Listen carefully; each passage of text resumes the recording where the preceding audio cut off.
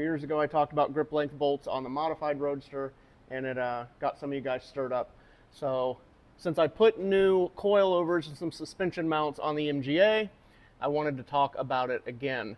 So with a grip length bolt, you don't want any of the threads to be engaging with your bracket, your coilover, or the bracket on the other side. So if you measure it, you're going to get a bolt like this.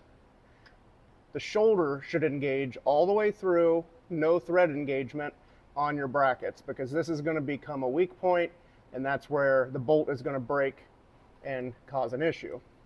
So what you need to do is get longer bolts. You need to measure the grip length on your shoulder.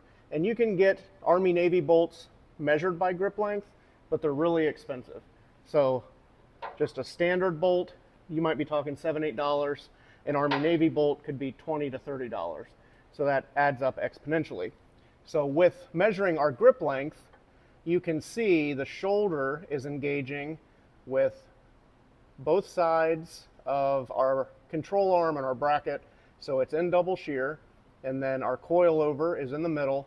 And when we get to the edge, we'll have our washer and our nut, and then we just have excess thread that we're going to have to cut off.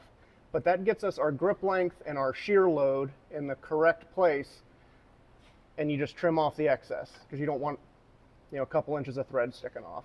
So always check the actual grip length of your bolt.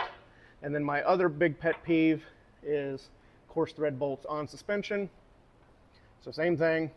You don't want to use coarse thread stuff, mainly because the thread is deeper, and that will become a stress riser, and it's more prone to breaking.